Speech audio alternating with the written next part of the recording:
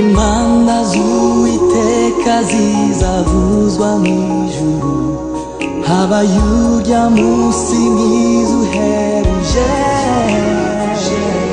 abakijijwe bo mw'isi yose bazamwitaba, abakoranirize mw'ijuru rye.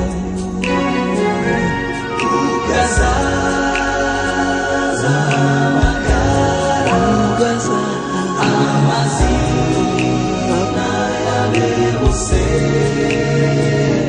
mu gitabo cy'ubugingo, nziko nzumva izina ryanjye nkitaba,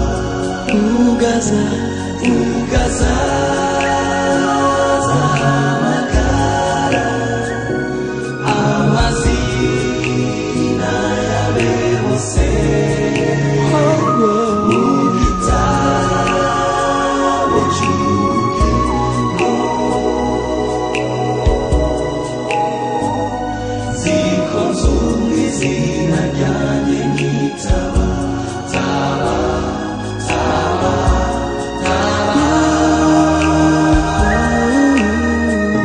nziko nzumva izina ryanjye nkitaba.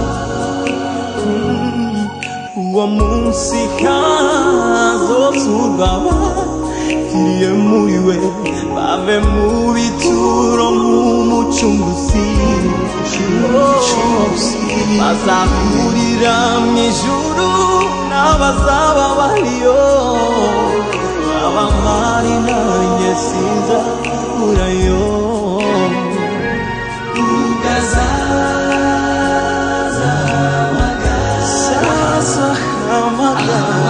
amazina yawe bose mu gitabo cy'ubugingo, nziko nzumva izina ryanjye nkitaba,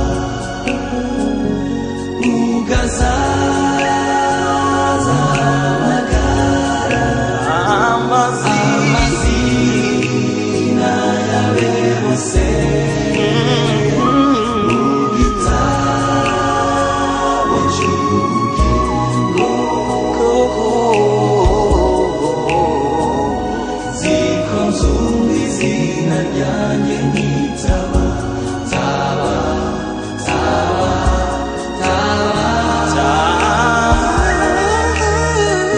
nziko nzumva izina ryanjye nkitaba. Yesu databuja nzamukorera ntacogora, wise ubuntu n'urukundo amfitiye, yego nimara imirimo aryama mw'isi ninyirangiza, mpamagara ngeze mw'ijuru,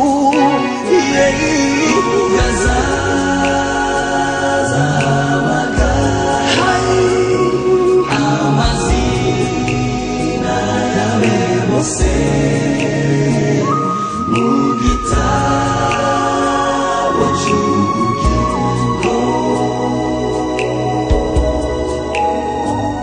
nziko nzumva izina ryanjye nkitaba, nzitaba izina ryanjye nkitaba, nzitaba izina ryanjye nkitaba, nzitaba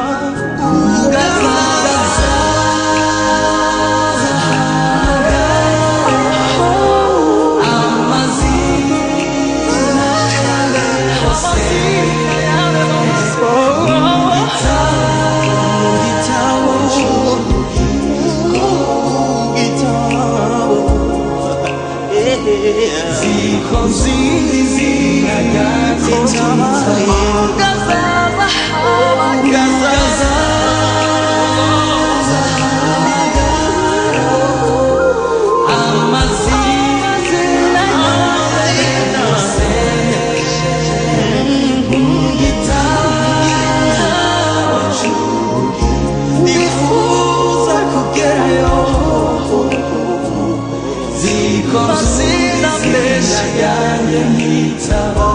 impanda z'Uwiteka zaba zivugijwe, abera bose bazaterana imbere y'intebe y'Imana. Tuzareba imirimo ya Mose n'umwana w'intama, tuzahurayo turabera ibihumbi byinshi tubanishije. Tuzabona intumwa, abahanuzi n'abantu banishije.